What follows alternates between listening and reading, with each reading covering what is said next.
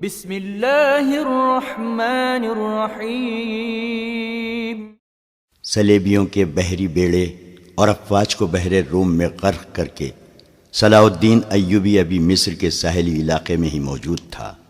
7 دن گزر گئے تھے، سلیبیوں سے تاوان وصول کیا جا چکا تھا، مگر بحر روم ابھی تک بچے کچے بحری جہازوں کو، کشتیوں کو نگل اور انسانوں کو اگل رہا تھا۔ صلیبی ملاح اور سپاہ جلتے جہازوں سے سمندر میں کود گئے تھے۔ دور سمندر کے وسط میں 7 روز بعد بھی چند ایک جہازوں کے بادبان پھڑ پھڑاتے نظر آتے تھے، ان میں کوئی انسان نہیں تھا۔ پھٹے ہوئے بادبانوں نے جہازوں کو سمندر کے رحم و کرم پر چھوڑ دیا تھا۔ صلاح الدین ایوبی نے ان کی تلاشی کے لیے کشتیاں روانہ کر دی تھیں اور ہدایات دی تھیں کہ اگر کوئی جہاز یا کشتی کام کی ہو تو وہ رسوں سے گھسیٹ لائیں، اور جو اس قابل نہ ہو ان میں سے سامان اور کام کی دیگر چیزیں نکال لائیں۔ کشتیاں چلی گئی تھیں اور جہازوں سے سامان لایا جا رہا تھا۔ ان میں زیادہ تر اسلحہ اور کھانے پینے کا سامان تھا یا لاشیں۔ سمندر میں لاشوں کا یہ عالم تھا کہ نہریں انہیں اٹھا اٹھا کر ساحل پر پٹک رہی تھیں۔ ان میں کچھ تو جلی ہوئی تھی اور کچھ مچھلیوں کی کھائی ہوئی، بہت سی ایسی تھی جن میں تیر پیوست تھے۔ صلاح الدین ایوبی نے صلیبیوں کے تیروں، نیزوں، تلواروں اور دیگر اسلحہ کا معائنہ بڑی غور سے کیا تھا اور انہیں اپنی اسلحہ کے ساتھ رکھ کر مضبوطی اور مار کا مقابلہ کیا تھا۔ زندہ لوگ بھی تختوں اور ٹوٹی ہوئی کشتیوں پر تیرتے ابھی تک سمندر سے باہر آ رہے تھے۔ ان بھوکے، پیاسے، تھکے اور ہارے ہوئے لوگوں کو لہریں جہاں کہیں ساحل پر لا پھینکتی تھیں، وہ وہیں نڈھال ہو کر گر پڑتے اور مسلمان انہیں پکڑ کر لاتے تھے۔ ساحل کی میلوں لمبائی میں یہی عالم تھا۔ صلاح الدین ایوبی نے اپنی سپاہ کو مصر کے سارے ساحل پر پھیلا دیا تھا اور انتظام کیا تھا کہ جہاں بھی کوئی قیدی سمندر سے نکلے اسے وہیں خشک کپڑے اور خوراک دی جائے، اور جو زخمی ہوں ان کی مرہم پٹی بھی وہیں ہو جائے۔ اس اہتمام کے بعد قیدیوں کو ایک جگہ جمع کیا جا رہا تھا۔ صلاح الدین ایوبی گھوڑے پر سوار ساحلی علاقے میں گھوم پھر رہا تھا۔ وہ اپنے خیمے سے کوئی 2 میل دور نکل گیا۔ آگے چٹانی علاقہ آ گیا۔ چٹانوں کی ایک سمت سمندر اور عقب میں صحرا تھا۔ یہ سرسبز صحرا تھا جہاں کھجور کے علاوہ دوسری اقسام کے صحرائی درخت اور جھاڑیاں تھیں۔ صلاح الدین ایوبی گھوڑے سے اترا اور پیدل چٹانوں کے دامن میں چل پڑا۔ محافظ دستے کے 4 سوار اس کے ساتھ تھے۔ اس نے اپنا گھوڑا محافظوں کے حوالے کیا اور انہیں وہیں ٹھہرنے کو کہا۔ اس کے ساتھ 3 سالار تھے، ان میں اس کا رفیق خاص بہاؤالدین شداد بھی تھا۔ وہ اس مورکے سے ایک ہی روز پہلے عرب سے اس کے پاس آیا تھا۔ انہوں نے بھی گھوڑے محافظوں کے حوالے کیے اور سلطان کے ساتھ ساتھ چلنے لگے۔ موسم سرد تھا، سمندر میں تلاطم نہیں تھا، لہریں آتی تھیں اور چٹانوں سے دور ہی سے واپس چلی جاتی تھیں۔ ایوبی ٹہلتے ٹہلتے دور نکل گیا اور محافظ دستے کی نظروں سے اوجھل ہو گیا۔ اس کے آگے اور پیچھے بائیں طرف اونچی اونچی چٹانیں اور دائیں طرف ساحل کی ریت تھی۔ وہ ایک چٹان پر کھڑا ہو گیا جس کی بلندی 2 یا 2.5 گز تھی۔ اس نے بحر روم کی طرف دیکھا۔ یوں معلوم ہوتا تھا جیسے سمندر کی نیلاہٹ سلطان ایوبی کی آنکھوں میں اتر آئی ہو۔ اس کے چہرے پر فتح و نصرت کی مسرت تھی۔ اس کی گردن کچھ زیادہ ہی تن گئی تھی۔ اس نے ناک سکیڑ کر کہا، کس قدر تعفن ہے۔ اس کی اور سالاروں کی نظریں ساحل پر گھومنے لگیں۔ پھڑ پھڑانے کی آوازیں سنائی دی اور پھر ہلکی ہلکی چیخیں اور سیٹیاں سی سنائی دیں۔ اوپر سے 3-4 گدھ پر پھیلائے اترتے دکھائی دیے اور چٹان کی اوٹ میں جدھر ساحل تھا اتر گئے۔ ایوبی نے کہا، لاشیں ہیں۔ ادھر گیا تو 15-20 گز دور گدھ 3 لاشوں کو کھا رہے تھے۔ ایک گدھ ایک انسانی کھوپڑی پنجوں میں دبوچ کر اڑا اور جب فضا میں چکر کاٹا تو کھوپڑی اس کے پنجوں سے چھوٹ گئی اور صلاح الدین ایوبی کے سامنے آ گری۔ کھوپڑی کی آنکھیں کھلی ہوئی تھیں، جیسے صلاح الدین ایوبی کو دیکھ رہی ہوں۔ چہرے اور بالوں سے صاف پتہ چلتا تھا کہ یہ کسی سلیبی کی کھوپڑی ہے۔ ایوبی کچھ دیر کھوپڑی کو دیکھتا رہا، پھر اس نے اپنے سالاروں کی طرف دیکھا اور کہا، ان لوگوں کی کھوپڑیاں مسلمانوں کی کھوپڑیوں سے بہتر ہیں۔ یہ ان کھوپڑیوں کا کمال ہے کہ ہماری خلافت عورت اور شراب کی نظر ہوتی جا رہی ہے۔ سلیبی چوہوں کی طرح سلطنت اسلامیہ کو ہڑپ کرتے چلے جا رہے ہیں۔ ایک سالار نے کہا، اور ہمارے بادشاہ انہیں جزیہ دے رہے ہیں۔ شداد نے کہا، فلسطین پر سلیبی قابض ہیں۔ سلطان، کیا ہم امید رکھ سکتے ہیں کہ ہم فلسطین سے انہیں نکال سکیں گے؟ خدا کی ذات سے مایوس نہ ہو شداد، صلاح الدین نے کہا، ہم اپنے بھائیوں کی ذات سے مایوس ہو چکے ہیں۔ ایک اور سالار بولا، تم ٹھیک کہتے ہو۔ سلطان ایوبی نے کہا، حملہ جو باہر سے ہوتا ہے اسے ہم روک سکتے ہیں۔ کیا تم میں سے کوئی سوچ بھی سکتا تھا کہ کفار کے اتنے بڑے بحری بیڑے کو تم اتنی تھوڑی طاقت سے نظر آتش کر کے ڈبو سکو گے؟ تم نے شاید اندازہ نہیں کیا کہ اس بیڑے میں جو لشکر آ رہا تھا وہ سارے مصر پر مکھیوں کی طرح چھا جاتا۔ اللہ نے ہمیں ہمت دی اور ہم نے کھلے میدان میں نہیں بلکہ صرف گھات لگا کر اس لشکر کو سمندر کی تہہ میں گم کر دیا۔ مگر میرے دوستو، حملہ جو اندر سے ہوتا ہے اسے تم آسانی سے نہیں روک سکتے۔ جب تمہارا اپنا بھائی تم پر وار کرے گا تو تم پہلے یہ سوچو گے، کیا تم پر واقعی بھائی نے وار کیا ہے؟ تمہارے بازو میں اس کے خلاف تلوار اٹھانے کی طاقت نہیں ہوگی۔ اگر تلوار اٹھاؤ گے اور اپنے بھائی سے تیغ آزمائی کرو گے تو دشمن موقع غنیمت جان کر دونوں کو ختم کر دے گا۔ وہ آہستہ آہستہ ساحل پر چٹان کے ساتھ ساتھ جا رہا تھا۔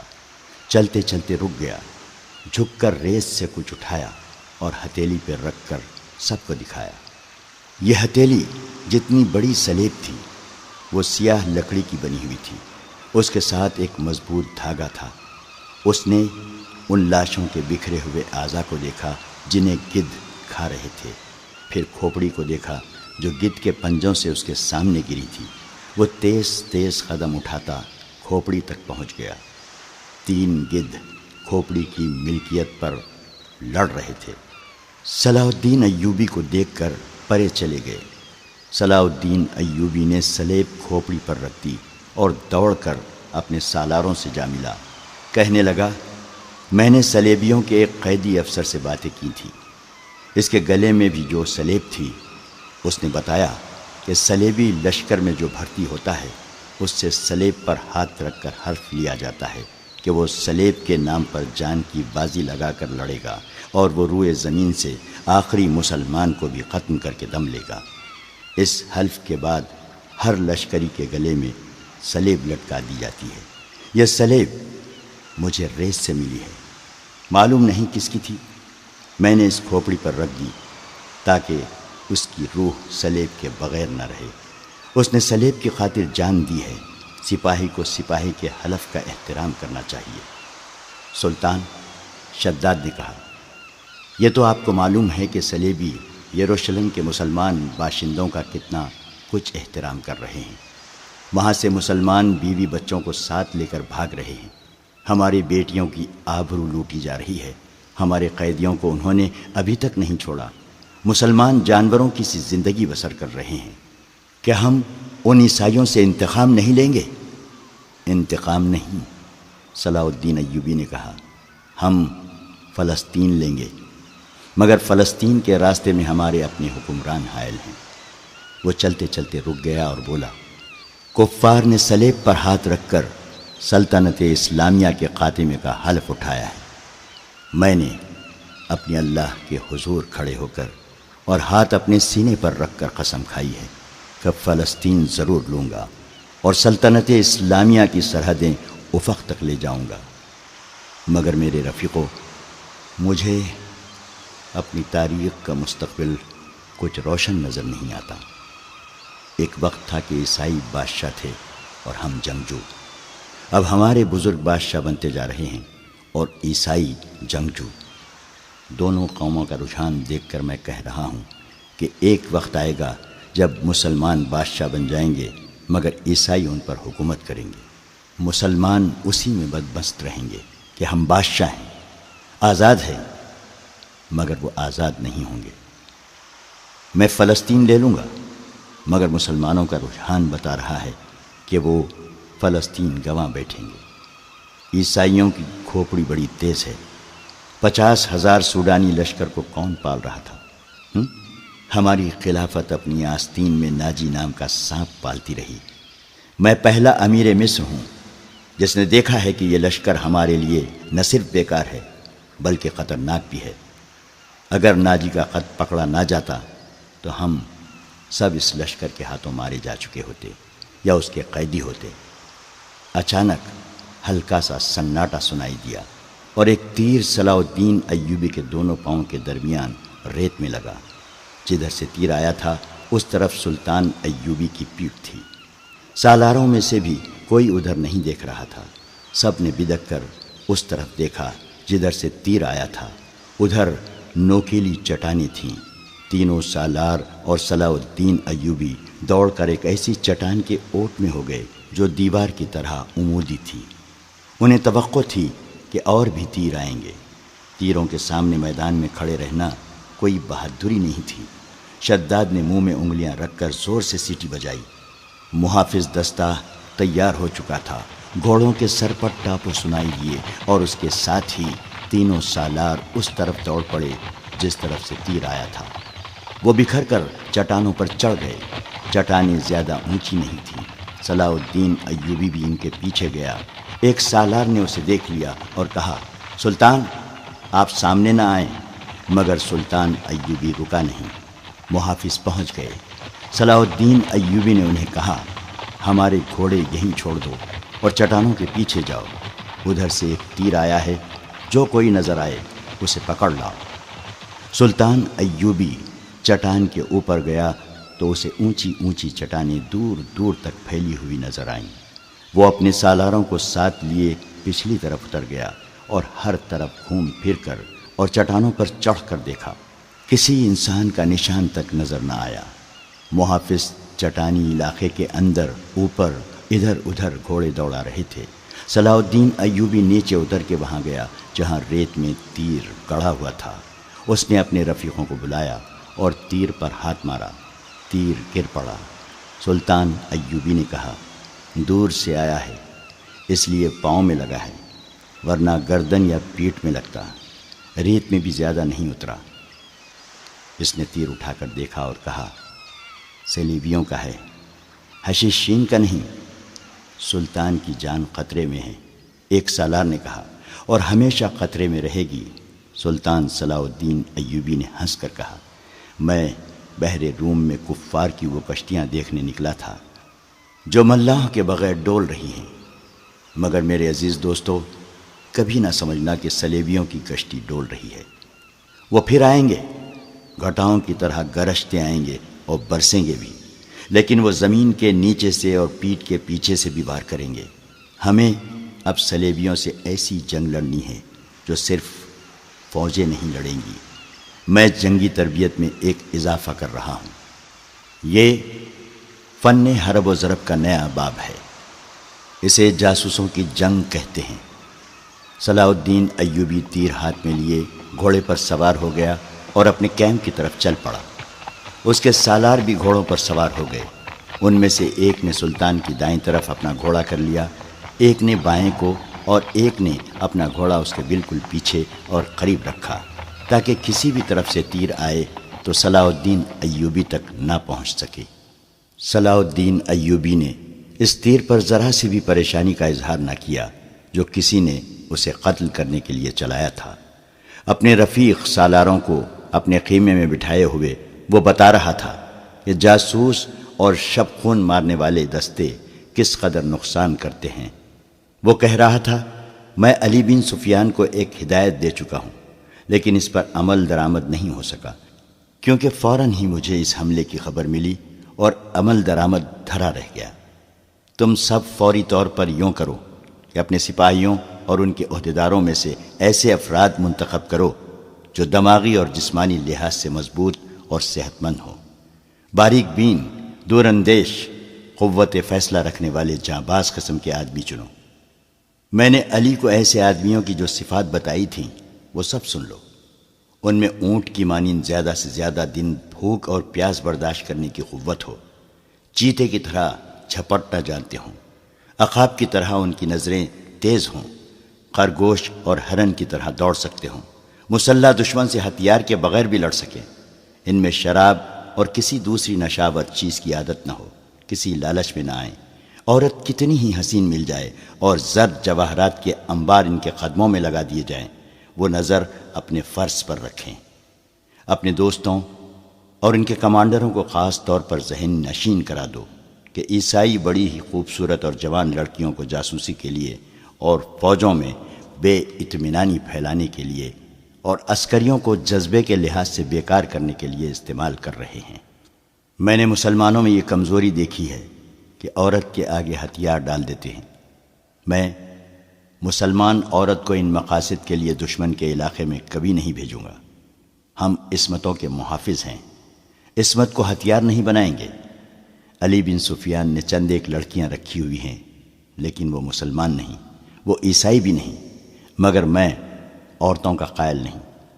محافظ دستے کا کمانڈر خیمے میں آیا اور اطلاع دی کہ محافظ کچھ لڑکیوں اور آدمیوں کو ساتھ لائے ہیں۔ سلطان ایوبی باہر نکلا، اس کے تینوں سالار بھی ساتھ تھے۔ باہر 5 آدمی کھڑے تھے جن کے لمبے چوغے، دستاریں اور ڈیل ڈول بتا رہی تھی کہ تاجر ہیں اور سفر میں ہیں۔ ان کے ساتھ 7 لڑکیاں تھیں، 7 جوان تھیں اور ایک سے بڑھ کر ایک خوبصورت۔ ان محافظوں میں سے ایک نے جو سلطان پر تیر چلانے والے کی تلاش میں گئے تھے بتایا کہ انہوں نے تمام علاقہ چھان مارا، انہیں کوئی آدمی نظر نہیں آیا۔ دور پیچھے گئے تو یہ لوگ 3 اونٹوں کے ساتھ ڈیرا ڈالے ہوئے تھے۔ کیا ان کی تلاشی لی ہے؟ ایک سالار نے پوچھا۔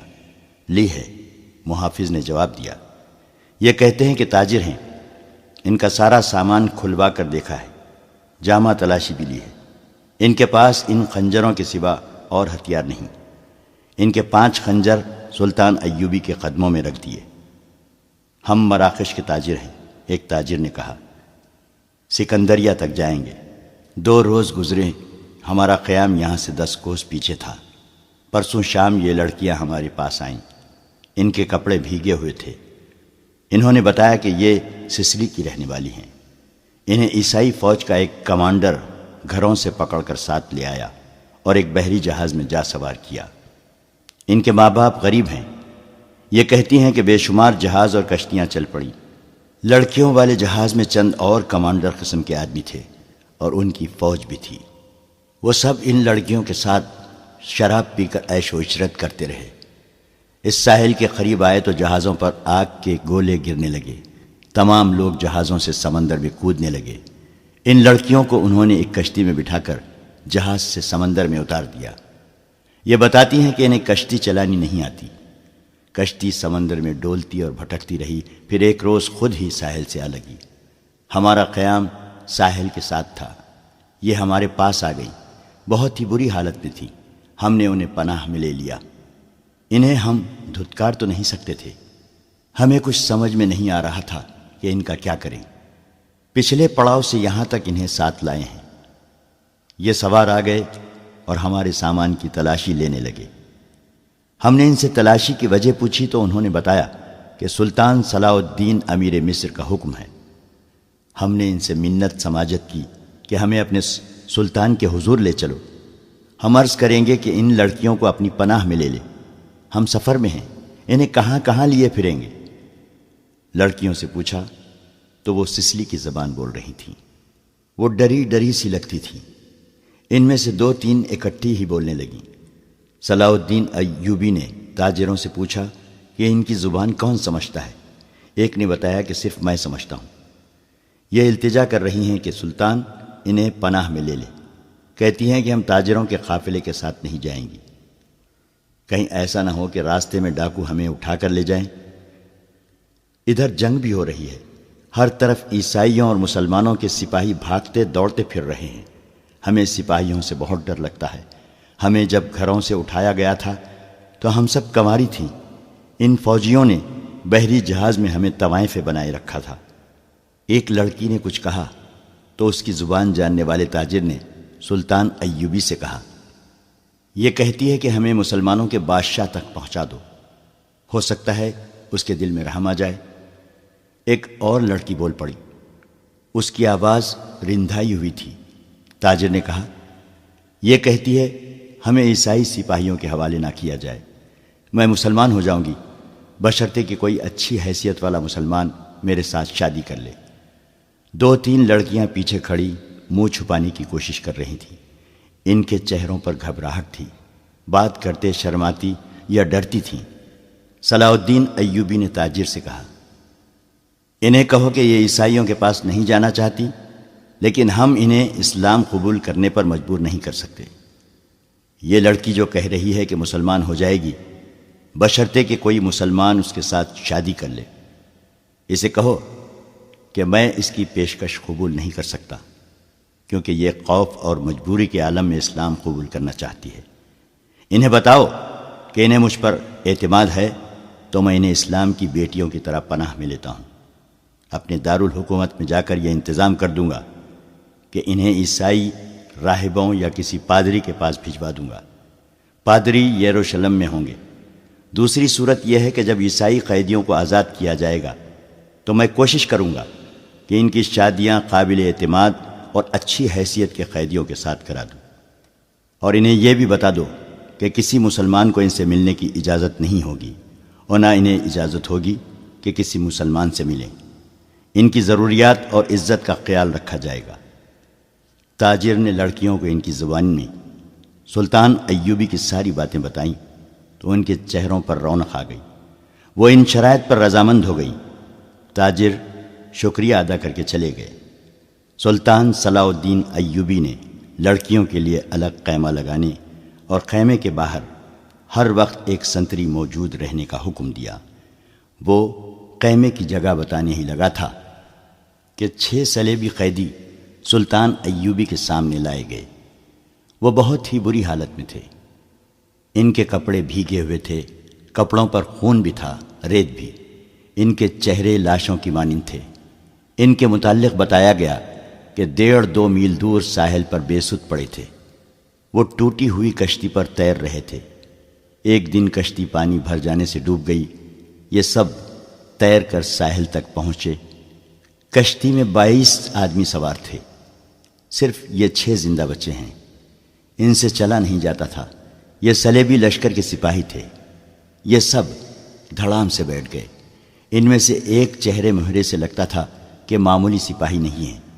وہ کراہ رہا تھا۔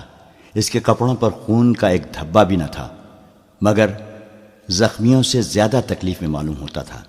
اس نے 7 لڑکیوں کو غور سے دیکھا، پھر کراہنے لگا۔ یہ سلطان صلاح الدین ایوبی کا حکم تھا کہ ہر ایک قیدی اسے دکھایا جائے۔ چونکہ قیدی ابھی تک سمندر سے بچ بچ کر نکل رہے تھے، اس لیے ہر ایک قیدی سلطان ایوبی کے سامنے لایا جاتا تھا۔ اس نے ان قیدیوں کو بھی دیکھا، کسی سے کوئی بات نہ کی، البتہ اس قیدی کو جو سب سے زیادہ کراہ رہا تھا اور جس کے جسم پر کوئی زخم نہ تھا، سلطان نے غور سے دیکھا اور آہستہ سے اپنے سالاروں سے کہا، علی بن سفیان ابھی تک نہیں آیا؟ ان تمام قیدیوں سے جو اب تک ہمارے پاس آ چکے ہیں بہت کچھ پوچھنا ہے، ان سے معلومات لینی ہے۔ اس نے اس قیدی کی طرف دیکھ کر کہا، یہ آدمی کمانڈر معلوم ہوتا ہے، اسے نظر میں رکھنا، اور جب علی بن سفیان آئے تو اسے کہنا کہ اس سے تفصیلی پوچھ تاچھ کرے۔ معلوم ہوتا ہے کہ اندر کی چوٹیں آئی ہیں، شاید پسلیاں ٹوٹی ہوئی ہیں۔ انہیں فوراً زخمی قیدیوں کے خیموں میں پہنچا دو، انہیں کھلاؤ پلاؤ اور ان کی مرہم پٹی کرو۔ قیدیوں کو اس طرف لے جایا گیا جس طرف زخمی قیدیوں کے خیمے تھے۔ لڑکیاں انہیں جاتا دیکھتی رہیں، پھر ان لڑکیوں کو بھی لے گئے۔ فوج کے خیموں سے تھوڑی دور لڑکیوں کے لیے خیمہ نصب کیا جا رہا تھا۔ وہاں سے کوئی 100 قدم دور زخمی قیدیوں کے خیمے تھے، وہاں بھی ایک خیمہ گاڑا جا رہا تھا اور 6 نئے زخمی قیدی زمین پر لیٹے ہوئے تھے۔ لڑکیاں ان کی طرف دیکھ رہی تھیں۔ دونوں خیمے کھڑے ہو گئے۔ لڑکیاں اپنے خیمے میں چلی گئیں اور زخمیوں کو ان کے اپنے خیمے میں لے گئے۔ ایک سنتری لڑکیوں کے خیمے کے باہر کھڑا ہو گیا۔ لڑکیوں کے لیے کھانا آ گیا جو انہوں نے کھا لیا۔ پھر ایک لڑکی خیمے سے باہر نکل کر اس خیمے کی طرف دیکھنے لگی جس میں نئے 6 زخمی قیدیوں کو لے گئے تھے۔ اس کے چہرے پر اب گھبراہٹ اور خوف کا کوئی تاثر نہیں تھا۔ سنتری نے اسے دیکھا اور اس نے سنتری کو دیکھا۔ لڑکی نے مسکرا کر اشارہ کیا کہ وہ زخمیوں کے خیمے کی طرف جانا چاہتی ہے۔ سنتری نے سر ہلا کر اسے روک دیا۔ لڑکیوں کو خیمے سے دور جانے یا کسی سے ملنے کی اجازت نہیں تھی۔ لڑکیوں اور 6 زخمیوں کے خیموں کے درمیان بہت سے درخت تھے۔ بائیں طرف مٹی کا ایک ٹیلہ تھا جس پر جھاڑیاں تھیں۔ سورج غروب ہو گیا، پھر رات تاریک ہونے لگی۔ کیمپ کے غول غپاٹے پر نیند غالب آنے لگی اور پھر زخمیوں کے کراہنے کی آوازیں رات کے سکوت میں کچھ زیادہ ہی صاف سنائی دینے لگیں۔ دور پرے بحیرہ روم کا شور دبی دبی مسلسل گونج کی طرح سنائی دے رہا تھا۔ صلاح الدین ایوبی کے اس جنگی کیمپ میں جاگنے والوں میں چند ایک سنتری تھے یا وہ زخمی قیدی جنہیں زخم سونے نہیں دیتے تھے، یا صلاح الدین ایوبی کے خیمے کے اندر دن کا سما تھا۔ وہاں کسی کو نیند نہیں آئی تھی۔ سلطان ایوبی کے 3 سالار اس کے پاس بیٹھے تھے اور ہر محافظ دستہ بیدار تھا۔ سلطان ایوبی نے ایک بار پھر کہا، علی بن سفیان ابھی تک نہیں آیا؟ اس کے لہجے میں تشویش تھی۔ اس نے کہا، اس کا قاصد بھی نہیں آیا۔ اگر کوئی گڑبڑ ہوتی تو اطلاع آ چکی ہوتی۔ ایک سالار نے کہا، معلوم ہوتا ہے وہاں سب ٹھیک ہے۔ امید تو یہی رکھنی چاہیے، صلاح الدین ایوبی نے کہا، لیکن 50,000 کے لشکر نے بغاوت کر دی تو سنبھالنا مشکل ہو جائے گا۔ وہاں ہماری نفری 1,500 سوار اور 2,700 پیادے ہیں۔ ان کے مقابلے میں سوڈانی بہتر اور تجربہ کار عسکری ہیں اور تعداد میں بہت زیادہ۔ ناجی اور اس کے سازشی ٹولے کے خاتمے کے بعد بغاوت ممکن نظر نہیں آتی۔ ایک اور سالار نے کہا، قیادت کے بغیر سپاہی بغاوت نہیں کریں گے، پیش بندی ضروری ہے۔ صلاح الدین ایوبی نے کہا، لیکن علی آ جائے تو پتہ چلے گا کہ پیش بندی کس قسم کی جائے۔ صلیبیوں کے روکنے کے لیے تو سلطان ایوبی خود آیا تھا، لیکن دارالحکومت میں سوڈانی فوج کی بغاوت کا خطرہ تھا۔ علی بن سفیان کو سلطان ایوبی نے وہیں چھوڑ دیا تھا تاکہ وہ سوڈانی لشکر پر نظر رکھے اور بغاوت کو اپنے خصوصی فن سے دبانے کی کوشش کرے۔ اسے اب تک صلاح الدین ایوبی کے پاس آ کر وہاں کے احوال و کوائف بتانے تھے، مگر وہ نہیں آیا تھا، جس سے سلطان ایوبی بے چین ہوا جا رہا تھا۔ وہ جب اپنے سالاروں کے ساتھ قاہرہ کی صورتحال کے متعلق باتیں کر رہا تھا، اس کا تمام کیمپ گہری نیند سو چکا تھا، مگر وہ 7 لڑکیاں جاگ رہی تھیں جنہیں سلطان ایوبی نے پناہ میں لے لیا تھا۔ ایک بار سنتری نے خیمے کا پردہ اٹھا کر دیکھا، اندر دیا جل رہا تھا۔ پردہ ہٹتے ہی لڑکیاں قراٹے لینے لگی۔ سنتری نے دیکھا کہ وہ پوری ساتھ ہیں اور سو رہی ہیں، تو اس نے پردہ گرا دیا اور خیمے کے ساتھ لگ کر بیٹھ گیا۔ خیمے کے پردے کے ساتھ جو لڑکی تھی، اس نے نیچے سے پردہ ذرا سا اوپر اٹھایا۔ پردہ آہستہ سے چھوڑ کر اس نے ساتھ والی کے کان میں کہا، بیٹھ گیا ہے۔ ساتھ والی نے اگلی لڑکی کے کان میں کہا، بیٹھ گیا ہے، اور اس طرح کانوں کانوں یہ اطلاع 7 لڑکیوں تک پہنچ گئی کہ سنتری بیٹھ گیا ہے۔ ایک لڑکی جو خیمے کے دوسرے دروازے کے ساتھ تھی آہستہ سے اٹھ بیٹھی اور بستر سے نکل گئی۔ بستر زمین پر بچھے تھے۔ اس نے اوپر لینے والے کمبل اس طرح بستر پر ڈال دیے جیسے ان کے نیچے لڑکی لیٹی ہوئی ہے۔ وہ پاؤں پر سرکتی خیمے کے دروازے تک گئی، پردہ ہٹایا اور باہر نکل گئی۔ باقی 6 لڑکیوں نے آہستہ آہستہ قراٹے لینے شروع کر دیے۔ سنتری کو معلوم تھا کہ یہ سمندر سے بچ کر نکلی ہوئی پناہ گزین لڑکیاں ہیں، کوئی خطرناک قیدی تو نہیں۔ وہ بیٹھ کر اونگتا رہا۔ لڑکی دبے پاؤں ایسے رخ پر ٹیلے کی طرف چلتی گئی جس رخ سے اس کے اور سنتری کے درمیان خیمہ حائل رہا۔ ٹیلے کے پاس پہنچ کر اس نے اس خیمے کا رخ کر لیا جس میں 6 نئے قیدی رکھے گئے تھے۔ رات تاریک تھی، وہاں کچھ درخت تھے۔ سنتری اب ادھر دیکھتا بھی تو اسے لڑکی نظر نہ آتی۔ لڑکی بیٹھ گئی اور پاؤں پر سرک سرک کر آگے بڑھنے لگی۔ آگے ریت کی ڈھیریاں سی تھیں۔ وہ ان کی اوٹ میں سرکتی ہوئی خیمے کے قریب پہنچ گئی، مگر وہاں ایک سنتری ٹہل رہا تھا۔ لڑکی ایک ڈھیری کے پاس لیٹ گئی۔ سنتری اسے سیاہ سائے کی طرح نظر آ رہا تھا۔ وہ اب 2 سنتریوں کے درمیان تھی، ایک اس کے اپنے خیمے کا اور دوسرا زخمیوں کے خیمے کا۔ اسے ڈر یہ تھا کہ زخمیوں کا سنتری اس کی طرف آ گیا تو وہ پکڑی جائے گی۔ بہت دیر انتظار کے بعد سنتری دوسرے زخمیوں کی طرف چلا گیا۔ لڑکی ہاتھوں اور گھٹنوں کے بل چلتی خیمے تک پہنچ گئی اور پردہ اٹھا کر اندر چلی گئی۔ اندر اندھیرا تھا۔ 2-3 زخمی آہستہ آہستہ کراہ رہے تھے۔ شاید ان میں سے کسی نے خیمے کا پردہ اٹھتا دیکھ لیا تھا۔ اس نے نحیف آواز میں پوچھا، کون ہے؟ لڑکی نے منہ سے شش کی لمبی آواز نکالی اور سرگوشی میں پوچھا، رابن کہاں ہے؟ اسے جواب ملا، ادھر سے تیسرا۔ لڑکی نے تیسرے آدمی کے پاؤں ہلائے تو آواز آئی، کون ہے؟ لڑکی نے جواب دیا، موبی۔ رابن اٹھ بیٹھا، ہاتھ لمبا کر کے لڑکی کو بازو سے پکڑا اور اسے اپنے بستر میں گھسیٹ لیا۔ اسے اپنے پاس لٹا کر اوپر کمبل ڈال دیا اور بولا، سنتری نہ آ جائے، میرے ساتھ لگی رہو۔ اس نے لڑکی کو اپنے ساتھ لگا لیا اور کہا، میں اس اتفاق پر حیران ہو رہا ہوں کہ ہماری ملاقات ہو گئی ہے۔ یہ ایک معجزہ ہے جس سے ظاہر ہوتا ہے کہ خدائے یسوع مسیح کو ہماری کامیابی منظور ہے۔ ہم نے بہت بری شکست کھائی ہے، لیکن یہ سب دھوکہ تھا۔ یہ وہی زخمی قیدی تھا جو دوسروں سے الگ تھلگ اور چہرے مہرے اور جسم جسے سے معمولی سپاہی نہیں بلکہ اعلیٰ رتبے کا لگتا تھا۔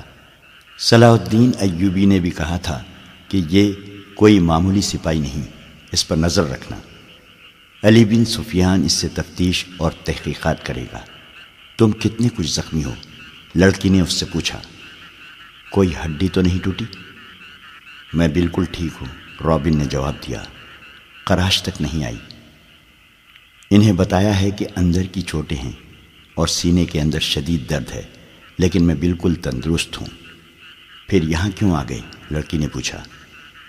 میں نے بہت کوشش کی کہ مصر میں داخل ہو جاؤں اور سوڈانی لشکر تک پہنچ سکوں، لیکن ہر طرف اسلامی فوج پھیلی ہوئی ہے، کوئی راستہ نہیں ملا۔ ان 5 زخمیوں کو اکٹھا کیا اور ان کے ساتھ زخمی بن کر یہاں آ گیا۔ اب فرار کی کوشش کروں گا جو ابھی ممکن نظر نہیں آتی۔ اس نے ذرا غصے سے کہا، مجھے 2 سوالوں کا جواب دو۔ ایوبی کو میں نے زندہ دیکھا ہے، کیوں؟ کیا تیر ختم ہو گئے تھے یا وہ حرام خور بزدل ہو گئے ہیں؟ اور دوسرا سوال یہ ہے کہ تم 7 کی 7 لڑکیاں مسلمانوں کی قید میں کیوں آ گئیں؟ کیا وہ 5 مر گئے ہیں یا بھاگ گئے ہیں؟ وہ زندہ ہیں رابن، موبی نے کہا۔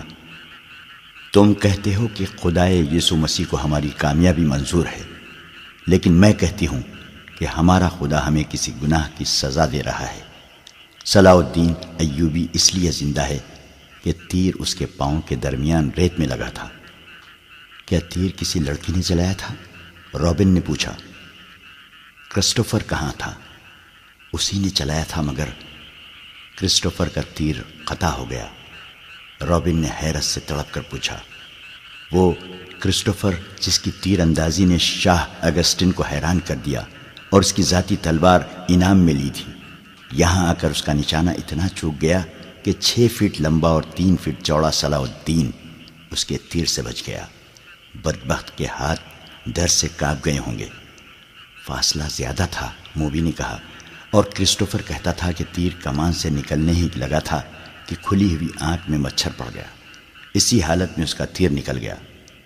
پھر کیا ہوا؟ جو ہونا چاہیے تھا، موبی نے کہا۔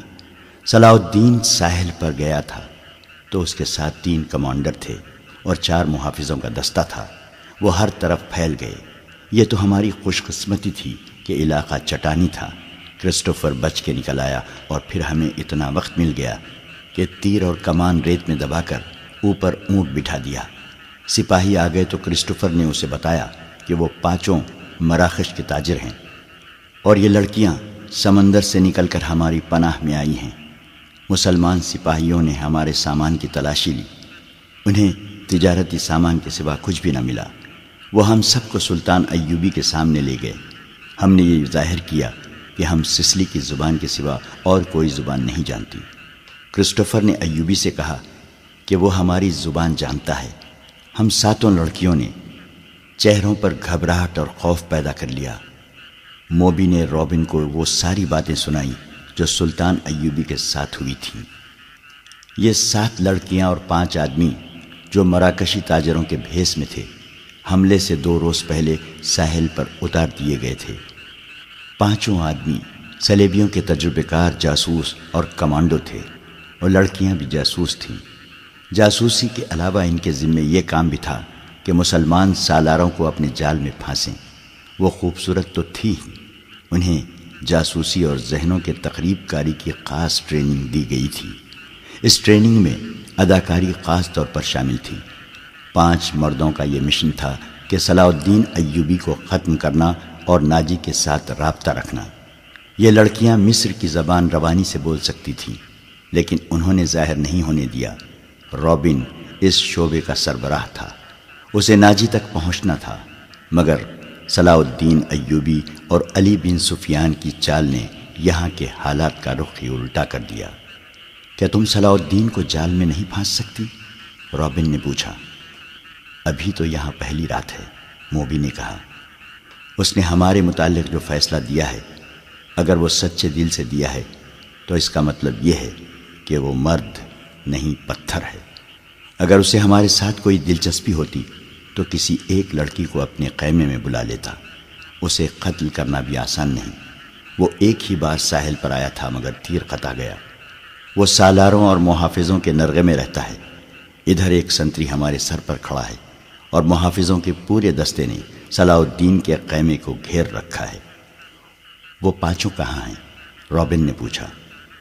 تھوڑی دور ہیں، موبی نے جواب دیا۔ وہ ابھی یہیں رہیں گے۔ سنو موبی، رابن نے کہا، اس شکست نے مجھے پاگل کر دیا ہے۔ میرے ضمیر پر اتنا بوجھ آ پڑا ہے جیسے اس شکست کی ذمہ داری مجھ پر عائد ہوتی ہے۔ صلیب پر ہاتھ رکھ کر حلف تو سب سے لیا گیا ہے، لیکن ایک سپاہی کے حلف میں اور میرے حلف میں زمین و آسمان جتنا فرق ہے۔ میرے رتبے کو سامنے رکھو، میرے فرائض کو دیکھو۔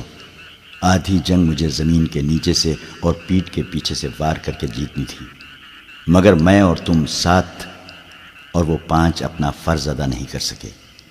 مجھ سے یہ صلیب جواب مانگ رہی ہے۔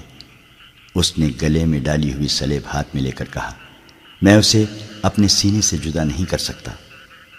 اس نے موبی کے سینے پر ہاتھ پھیر کر اس کی صلیب ہاتھ میں لے لی اور کہا، تم اپنے ماں باپ کو دھوکہ دے سکتی ہو، اس صلیب سے آنکھیں نہیں چرا سکتی۔ اس نے جو فرض تمہیں سونپا ہے وہ پورا کرو۔ خدا نے تمہیں جو حسن دیا ہے وہ چٹانوں کو پھاڑ کر تمہیں راستہ دے دے گا۔ میں تمہیں پھر کہتا ہوں کہ ہماری اچانک اور غیر متوقع ملاقات اس بات کا ثبوت ہے کہ ہم کامیاب ہوں گے۔ ہمارے لشکر بحر روم کے اس پار اکٹھے ہو رہے ہیں۔ جو مر گئے سو مر گئے، جو زندہ ہیں وہ جانتے ہیں کہ یہ شکست نہیں دھوکہ تھا۔ تم اپنے خیمے میں واپس جاؤ اور ان لڑکیوں سے کہو کہ خیمے میں نہ پڑی رہیں، بار بار صلاح الدین ایوبی سے ملیں، اس کے سالاروں سے ملیں، بے تکلفی پیدا کریں، مسلمان ہو جانے کا جھانسا دے۔ آگے وہ جانتی ہیں کہ انہیں کیا کرنا ہے۔ سب سے پہلے تو یہ معلوم کرنا ہے کہ یہ ہوا کیا۔ موبی نے کہا، کیا سوڈانیوں نے ہمیں دھوکہ دے دیا ہے؟ میں یقین کے ساتھ کچھ نہیں کہہ سکتا، رابن نے کہا۔ میں نے حملے سے بہت پہلے مصر میں پھیلائے ہوئے اپنے جاسوسوں سے جو معلومات حاصل کی تھیں وہ یہ ہیں کہ صلاح الدین ایوبی کو سوڈانیوں کے 50,000 محافظ لشکر پر بھروسہ نہیں، حالانکہ یہ مسلمانوں کے وائسرائے مصر کی اپنی فوج ہے۔ ایوبی نے آ کر مصری فوج تیار کر لی ہے، سوڈانی اس میں شامل نہیں ہونا چاہتے۔ ان کے کمانڈر ناجی نے ہم سے مدد طلب کی تھی، میں نے اس کا خط دیکھا تھا اور میں نے تصدیق کی تھی کہ یہ خط ناجی کا ہی ہے اور اس میں کوئی دھوکہ نہیں، مگر ہمارے ساتھ ہماری تاریخ کا سب سے بڑا دھوکہ ہوا ہے۔ مجھے یہ معلوم کرنا ہے کہ یہ کیسے ہوا، کس نے کیا۔ یہ چھان بین کیے بغیر واپس نہیں جا سکتا۔ شاہ اگسٹس نے بڑے فخر سے کہا تھا کہ میں مسلمانوں کے گھروں کے اندر کے بھید معلوم کر کے ان کی بنیادیں ہلا دوں گا۔ اب تصور کرو موبی، شہنشاہ کے دل پر کیا گزر رہی ہوگی، وہ مجھے سزائے موت سے کیا کم سزا دے گا۔ صلیب کا قہر مجھ پر الگ نازل ہوگا۔ میں سب جانتی ہوں، موبی نے کہا، جذباتی باتیں نہ کرو، عمل کی بات کرو۔ مجھے بتاؤ میں کیا کروں۔ رابن کے اعصاب پر اپنا فرض اور شکست کا احساس اس حد تک غالب تھا کہ اسے یہ بھی احساس نہیں تھا کہ موبی جیسی دلکش لڑکی جس کے ایک ایک نقش اور جسم کے انگ انگ میں شراب کا طلسم بھرا ہوا تھا اس کے سینے سے لگی ہوئی ہے، اور اس کے ریشم جیسے ملائم اور لمبے بال اس کے آدھے چہرے کو ڈھانپے ہوئے ہیں۔ رابن نے ان بالوں کے لمس کو ذرا سا محسوس کیا اور کہا، موبی، تمہاری یہ بال ایسی مضبوط زنجیریں ہیں جو صلاح الدین ایوبی کے گرد لپٹ گئیں تو تمہارا غلام ہو جائے گا۔ لیکن تمہیں سب سے پہلا جو کام کرنا ہے وہ یہ ہے کہ کرسٹوفر اور اس کے ساتھیوں سے کہو کہ وہ تاجروں کے بھیس میں ناجی کے پاس پہنچیں اور معلوم کریں کہ اس کے لشکر نے بغاوت کیوں نہیں کی، اور یہ راز فاش کس طرح ہوا کہ اس سے فائدہ اٹھا کر صلاح الدین ایوبی نے گنتی کے چند ایک دستے گھات میں بٹھا کر ہماری 3 افواج کا بیڑا غرق کر دیا۔ اور انہیں یہ بھی کہو کہ معلوم کریں کہ ناجی صلاح الدین ایوبی سے ہی تو نہیں مل گیا، اور اس نے ہمارا یہی حشر کرانے کے لیے ہی تو خط نہیں لکھا تھا۔ اگر ایسا ہی ہوا ہے تو ہمیں اپنی جنگی منصوبوں میں رد و بدل کرنا ہوگا۔ مجھے یقین ہو گیا ہے کہ اسلامیوں کی تعداد کتنی ہی تھوڑی کیوں نہ ہو، انہیں ہم آسانی سے شکست نہیں دے سکتے۔ ضروری ہو گیا ہے کہ ان کے حکمرانوں کا اور عسکری قیادت کا جذبہ ختم کیا جائے۔ ہم نے تم جیسی لڑکیاں عربوں کے حرموں میں داخل کر دی ہیں۔ تم نے بات پھر لمبی کر دی ہے، موبی نے اسے ٹوکتے ہوئے کہا۔ ہم اپنے گھر میں ایک بستر پر نہیں لیٹے ہوئے ہیں کہ بڑے مزے سے ایک دوسرے کو کہانیاں سناتے رہیں۔ ہم دشمن کے کیمپ میں قید اور پابند ہیں، باہر سنتری پھر رہے ہیں، رات گزرتی جا رہی ہے، ہمارے پاس لمبی باتوں کا وقت نہیں ہے، ہمارا مشن تباہ ہو چکا ہے۔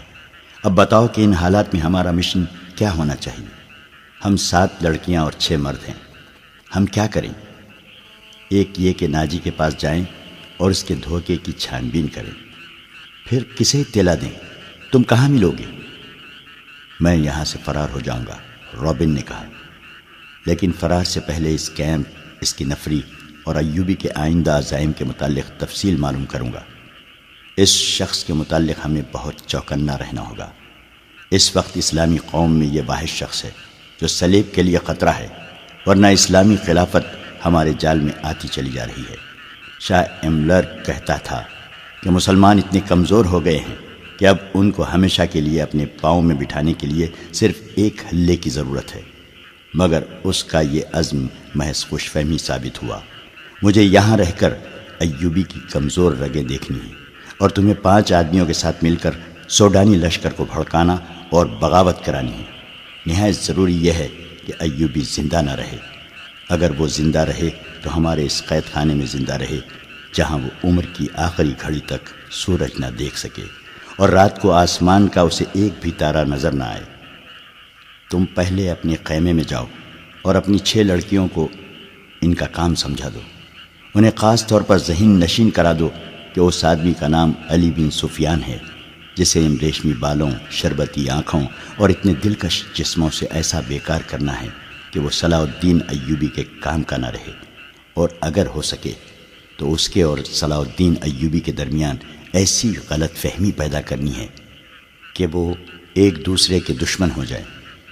تم سب اچھی طرح جانتی ہو کہ دو مردوں میں غلط فہمی اور دشمنی کس طرح پیدا کی جاتی ہے۔ جاؤ اور لڑکیوں کو مکمل ہدایت دے کر کرسٹوفر کے پاس پہنچو، اسے میرا سلام کہنا، اور یہ بھی کہنا کہ تیرے تیر کو ایوبی پر آ کر ہی قطع ہونا تھا۔ اب اس گناہ کا کفارہ ادا کرو اور جو کام تمہیں سونپا گیا ہے وہ 100% پورا کرو۔ رابن نے موبی کے بالوں کو چوم کر کہا، تمہیں صلیب پر اپنی عزت بھی قربان کرنا پڑے گی، لیکن خدائے یسوع مسیح کی نظروں میں تم مریم کی طرح کماری ہوگی۔ اسلام کو جڑ سے اکھاڑنا ہے۔ ہم نے یروشلم لے لیا ہے، مصر بھی ہمارا ہوگا۔ موبی رابن کے بستر سے نکلی اور خیمے کے پردے کے پاس جا کر پردہ اٹھایا، باہر جھانکا۔ اندھیرے میں اسے کچھ بھی نظر نہ آیا۔ وہ باہر نکل گئی اور خیمے کی اوٹ سے دیکھا کہ سنتری کہاں ہیں۔ اسے دور کسی کے گنگنانے کی آواز سنائی دی۔ یہ سنتری ہی ہو سکتا تھا۔ موبی چل پڑی، درختوں سے گزرتی، قدم قدم پر پیچھے دیکھتی۔ وہ ٹیلے تک پہنچ گئی اور اپنے خیمے کا رخ کر لیا۔ نصف راستہ طے کیا ہوگا کہ اسے دو آدمیوں کی دبی دبی باتوں کی آوازیں سنائی دینے لگیں۔ یہ آوازیں اس کے خیمے کے قریب معلوم ہوتی تھیں۔ اسے یہ خطرہ نظر آنے لگا کہ سنتری نے معلوم کر لیا ہے کہ ایک لڑکی غائب ہے اور وہ کسی دوسرے سنتری کو یا اپنے کمانڈر کو بلا لیا ہے۔ اس نے سوچا کہ خیمے میں جانے کی بجائے اپنے ان 5 ساتھیوں کے پاس چلی جائے جو مراکشی تاجروں کے بھیس میں کوئی 1.5 میل دور خیمہ زن تھے۔ مگر اسے یہ خیال بھی آ گیا کہ اس کی گمشدگی سے باقی لڑکیوں پر مصیبت آ جائے گی۔ وہ تھیں تو پوری چالاک، پھر بھی ان پر پابندیاں سخت ہونے کا خطرہ تھا اور کوئی چارہ کار بھی نہ تھا۔ موبی ذرا آگے اور چلی گئی تاکہ ان دونوں آدمیوں کی باتیں سن سکے۔ ان کی زبان وہ سمجھتی تھی۔ یہ تو اس نے دھوکہ دیا تھا کہ وہ سسلی زبان کے سوا اور کوئی زبان نہیں سمجھتی۔ وہ آدمی خاموش ہو گئے۔ موبی دبے پاؤں آگے بڑھی۔ اسے بائیں طرف قدموں کی آہٹ سنائی دی۔ اس نے چونک کر دیکھا۔ درختوں کے درمیان اسے ایک سیاہ سایہ جو کسی انسان کا تھا جاتا نظر آیا۔ اس نے رخ بدل لیا اور ٹیلے کی طرف آنے لگا۔ موبی کوئی خطرہ مول نہیں لینا چاہتی تھی۔ وہ ٹیلے پر چڑھنے لگی۔ ٹیلا اونچا نہیں تھا، فوراً ہی وہ اوپر چلی گئی۔ وہ تھی تو بہت ہوشیار، لیکن ہر انسان ہر قدم پر پوری احتیاط نہیں کر سکتا۔ وہ ٹیلے کی چوٹی پر کھڑی ہو گئی۔ اس کے پس منظر میں ستاروں سے بھرا ہوا آسمان تھا۔ سمندر اور صحرا کی فضا رات کو آئینے کی طرح شفاف ہوتی ہے۔ درختوں میں جاتے ہوئے آدمی نے ٹیلے کی چوٹی پر ٹونڈ منڈ درخت کے تنے کی طرح کا ایک سایہ دیکھا۔ موبی نے پہلو اس آدمی کی طرف کر دیا۔ اس کے بال کھلے ہوئے تھے جنہیں اس نے ہاتھ سے پیچھے کیا۔ اس کی ناک، سینے کا ابھار اور لمبا لبادہ تاریکی میں بھی راز کو فاش کرنے لگا۔ یہ آدمی رات کے سنتریوں کا کمانڈر تھا۔ وہ آدھی رات کے وقت کیمپ کی گشت پر نکلا اور سنتریوں کو دیکھتا پھر رہا تھا۔ یہ سنتریوں کی تبدیلی کا وقت تھا۔ کمانڈر اس لیے زیادہ چوکس تھا کہ سلطان ایوبی 3 سالاروں کے ساتھ کیمپ میں موجود تھا۔ سلطان ڈسپلن کا بڑا ہی سخت تھا۔ ہر کسی کو ہر لمحہ خطرہ لگا رہتا تھا کہ سلطان رات کو اٹھ کر گشت پر آ جائے گا۔ کمانڈر سمجھ گیا کہ ٹیلے پر کوئی لڑکی کھڑی ہے۔ اسی شام کمانڈروں کو خبردار کیا گیا تھا کہ صلیبیوں نے جاسوسی اور تخریب کاری کے لیے لڑکیوں کو استعمال کرنا شروع کر دیا ہے۔ یہ لڑکیاں صحرائی خانہ بدوش کے بحروپ میں بھی ہو سکتی ہیں اور ایسی غریب لڑکیوں کے بھیس میں بھی جو فوجی کیمپوں میں کھانے کے لیے بھیک مانگنے آتی ہیں، اور یہ لڑکیاں اپنے آپ کو مغویہ اور مظلوم ظاہر کر کے پناہ بھی مانگ سکتی ہیں۔ کمانڈروں کو بتایا گیا تھا کہ آج 7 لڑکیاں سلطان کی پناہ میں آئی ہیں جنہیں بظاہر رحم کر کے مگر انہیں مشتبہ سمجھ کر پناہ میں لے لیا گیا ہے۔ اس کمانڈر نے یہ احکام سن کر اپنے ایک ساتھی سے کہا تھا، اللہ کرے ایسی کوئی لڑکی مجھ سے پناہ مانگے، اور وہ دونوں ہنس پڑے تھے۔ اب آدھی رات کے وقت جب سارا کیمپ سو رہا تھا، اسے ٹیلے پر ایک لڑکی کا حلیہ نظر آ رہا تھا۔ پہلے تو وہ ڈرا کہ یہ چڑیل یا جن ہو سکتا ہے۔ اس نے نئے سنتری کو لڑکیوں کے خیمے پر کھڑا کر کے اسے بتایا تھا کہ اندر 7 لڑکیاں ہیں۔ اس نے پردہ اٹھا کر دیکھا تو دیے کی پیلی روشنی میں اسے 7 بستر نظر آئے تھے۔ ہر لڑکی نے منہ بھی کمبلوں میں ڈھانپ رکھا تھا۔ سردی زیادہ تھی۔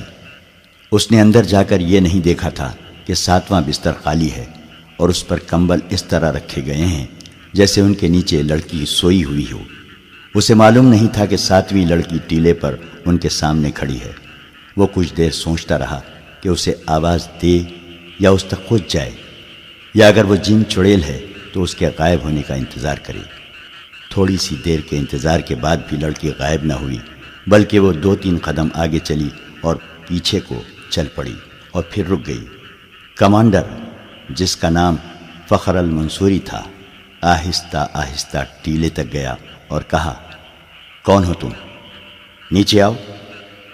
لڑکی نے ہرن کی طرح چوکڑی بھری اور ٹیلے کی دوسری طرف اتر گئی۔ فخر کو یقین ہو گیا کہ کوئی انسان ہے، جن چڑیل نہیں۔ وہ تنومند مرد تھا۔ ٹیلا اونچا نہیں تھا۔ وہ لمبے لمبے ڈگ بھرتا ٹیلے پر چڑھ گیا۔ ادھر بھی اندھیرا تھا۔ رات کی خاموشی میں اسے لڑکی کے قدموں کی آہٹ سنائی دی۔ وہ ٹیلے سے دوڑتا اترا اور لڑکی کے پیچھے گیا۔ لڑکی اور تیز دوڑ پڑی۔ فاصلہ بہت تھا، لیکن فخر مرد تھا، فوجی تھا، چیتے کی رفتار سے دوڑ رہا تھا۔ ٹیلے کے پیچھے اونچی نیچی زمین، خشک جھاڑیاں اور کہیں کہیں کوئی درخت تھا۔ بہت سا دوڑ کر فخر المنصوری نے محسوس کیا کہ اس کے آگے تو کوئی بھی نہیں۔ اس نے رک کر ادھر ادھر دیکھا۔ اسے اپنے پیچھے اور بہت سا بائیں کو لڑکی کے قدموں کی آہٹ سنائی دی۔ وہ تربیت یافتہ لڑکی تھی۔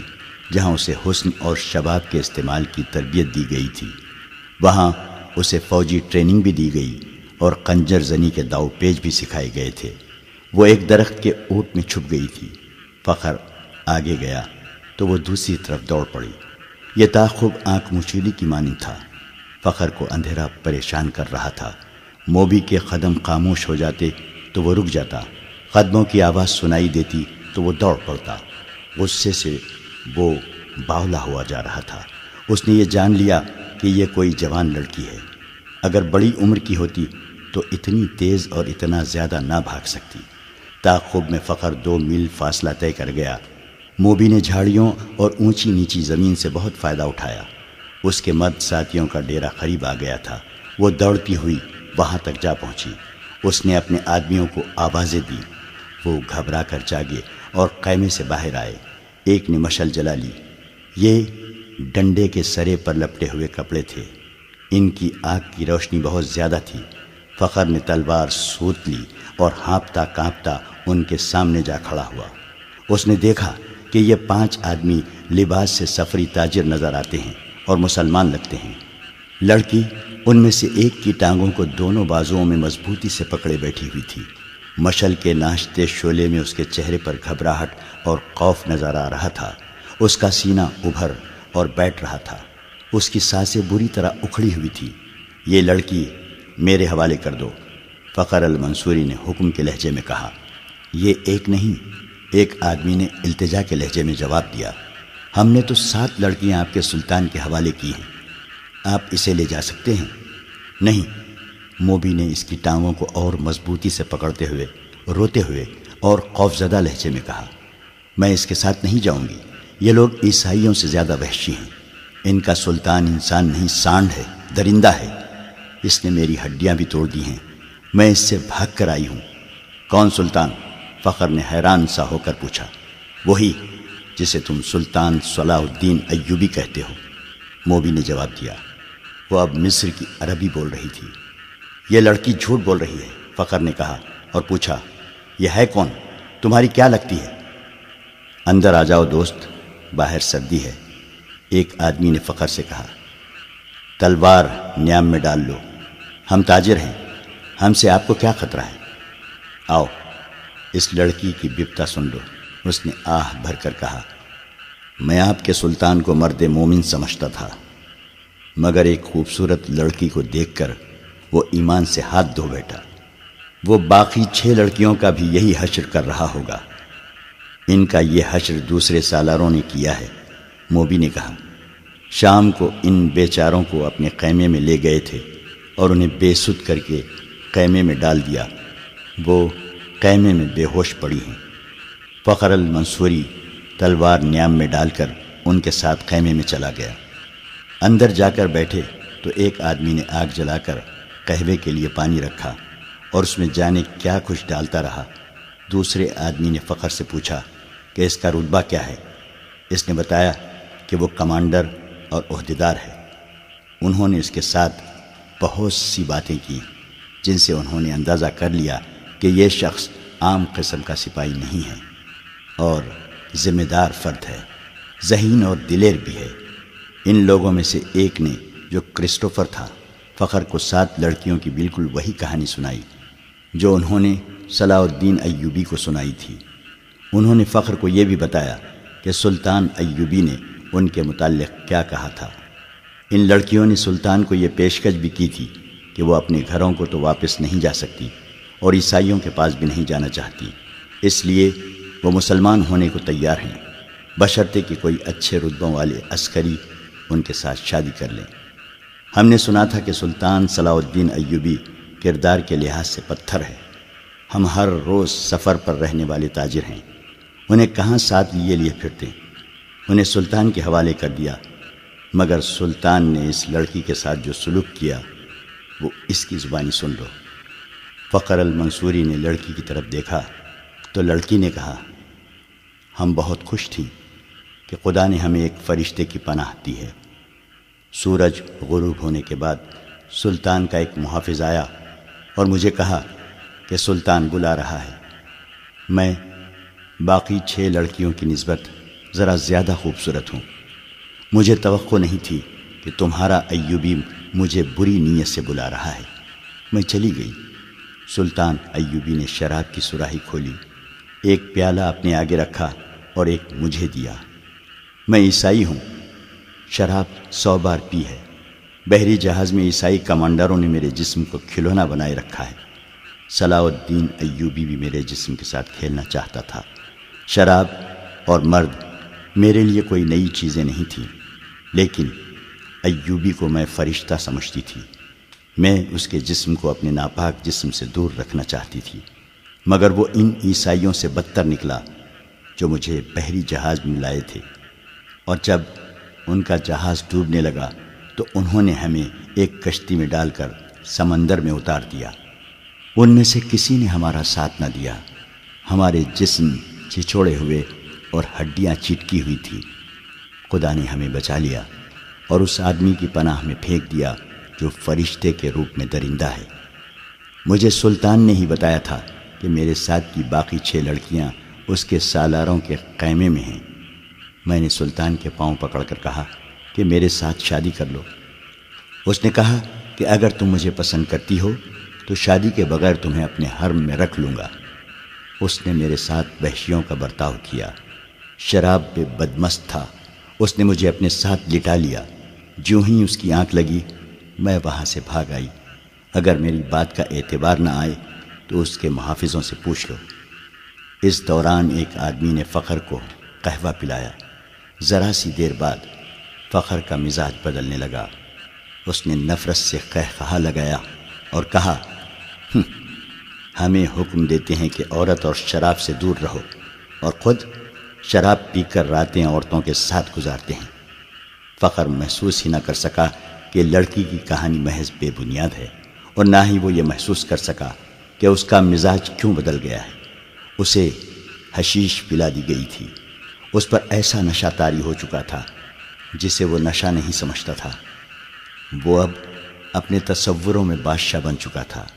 لڑکی کے چہرے پر مشعل کے شعلے کی روشنی ناچ رہی تھی۔ اس کے بکھرے ہوئے سیاہی مائل بھورے بال چمک رہے تھے۔ وہ فخر کو پہلے سے زیادہ حسین نظر آنے لگی۔ اس نے بے تاب ہو کر کہا، تم اگر چاہو تو میں تمہیں پناہ میں لیتا ہوں۔ نہیں۔ لڑکی ڈر کر پیچھے ہٹ گئی اور بولی، تم بھی میرے ساتھ اپنے سلطان جیسا سلوک کرو گے۔ تم مجھے اپنے خیمے میں لے جاؤ گے اور میں ایک بار پھر تمہارے سلطان کے قبضے میں آ جاؤں گی۔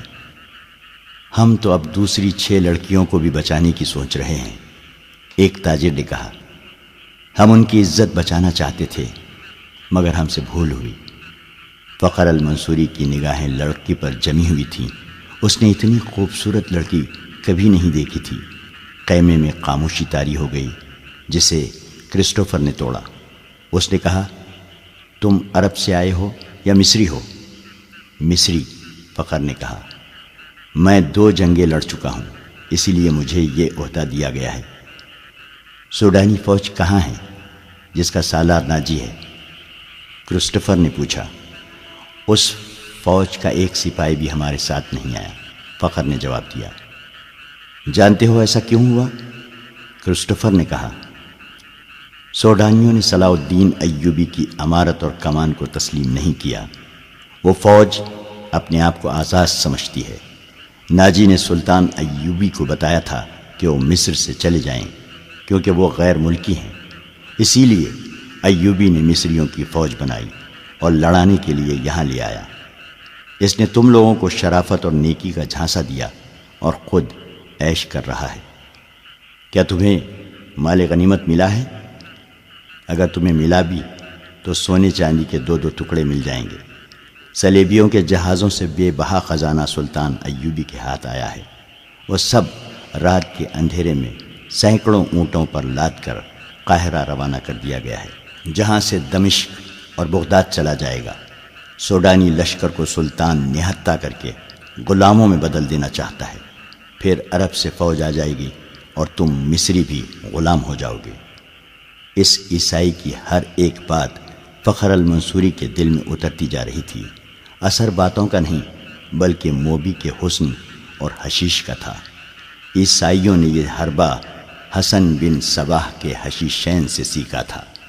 موبی کو بالکل توقع نہیں تھی کہ یہ صورتحال پیدا ہو جائے گی کہ ایک مصری اس کے تعاقب اس کے دام میں آ جائے گا۔ انہیں معلوم ہو گیا کہ فخر مصر کی زبان کے سوا اور کوئی زبان نہیں جانتا۔ موبی نے اپنے 5 ساتھیوں کو سنانا شروع کر دیا کہ رابن زخمی ہونے کا بہانہ کر کے زخمیوں کے خیمے میں پڑا ہے اور اس نے کہا ہے کہ ناجی سے مل کر معلوم کرو کہ اس نے بغاوت کیوں نہیں کی، یا اس نے عقب سے صلاح الدین ایوبی پر حملہ کیوں نہیں کیا، اور یہ بھی معلوم کرو کہ اس نے ہمیں دھوکہ تو نہیں دیا۔ وہ باتیں کر رہی تھی تو فخر نے پوچھا، یہ کیا کہہ رہی ہے؟ یہ کہہ رہی ہے، ایک نے جواب دیا، اگر یہ شخص یعنی تم صلاح الدین ایوبی کی فوج میں نہ ہوتے تو یہ تمہارے ساتھ شادی کر لیتی۔ یہ مسلمان ہونے کو بھی تیار ہے، لیکن کہتی ہے کہ اسے اب مسلمانوں پر بھروسہ نہیں رہا۔ فخر نے بے تابی سے لپک کر لڑکی کو بازو میں پکڑا اور اپنی طرف گھسیٹ کر کہا، اگر میں بادشاہ ہوتا تو خدا کی قسم تمہاری خاطر تخت اور تاج قربان کر دیتا۔ اگر شرط یہی ہے کہ میں صلاح الدین ایوبی کو دی ہوئی تلوار پھینک دوں تو یہ لو۔ اس نے کمر بند سے تلوار کھولی اور نیام سمیت لڑکی کے قدموں میں رکھ دی۔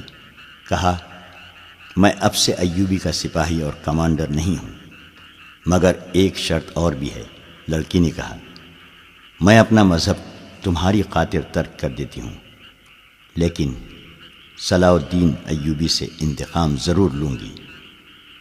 کیا اسے میرے ہاتھ سے قتل کرانا چاہتی ہو؟ فخر نے پوچھا۔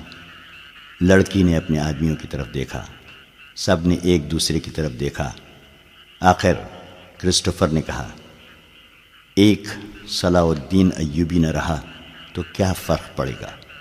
ایک اور سلطان آ جائے گا، وہ بھی ایسا ہی ہوگا۔ مصریوں کو آخر غلام ہی ہونا پڑے گا۔ تم ایک کام کرو، سوڈانیوں کے سالار ناجی کے پاس پہنچو اور یہ لڑکی اس کے سامنے کر کے اسے بتاؤ کہ سلطان صلاح الدین ایوبی اصل میں کیا ہے اور اس کے ارادے کیا ہیں۔ ان لوگوں کو یہ تو علم تھا کہ ناجی کا صلیبیوں کے ساتھ رابطہ ہے اور موبی اس کے ساتھ بات کرے گی، لیکن انہیں یہ علم نہیں تھا کہ ناجی اور اس کے معتمد سالار خفیہ طریقے سے مروائے جا چکے ہیں۔ اس تک لڑکی کو ہی جانا تھا۔ اس کا اکیلے جانا ممکن نہیں تھا۔ اتفاق سے انہیں فخر المنصوری مل گیا، لہٰذا اسی کو استعمال کرنے کا فیصلہ ہو گیا۔ یہ آدمی چونکہ سلطان ایوبی کی نظر میں آ گئے تھے، اس لیے ابھی اس کی نظر میں رہنا چاہتے تھے۔ اس کے علاوہ انہوں نے موبی سے سن لیا تھا کہ ان کے شعبہ جاسوسی اور تقریب کاری کا سربراہ رابن اسی کیمپ میں ہے اور فرار ہوگا، اس لیے وہ اسے مدد دینے کے لیے بھی وہاں موجود رہنا چاہتے تھے۔ ان کے ارادے معلوم نہیں کیا تھے۔ صلاح الدین ایوبی پر چلایا ہوا ان کا تیر قطع ہو گیا تھا تو انہیں سلطان ایوبی کے سامنے لے جایا گیا تھا۔ ان کا بہروپ اور ڈرامہ کامیاب رہا، لیکن ان کا مشن تباہ ہو گیا تھا، لہٰذا اب وہ بدلی ہوئی صورتحال اور اتفاقات سے فائدہ اٹھانے کی کوشش کر رہے تھے۔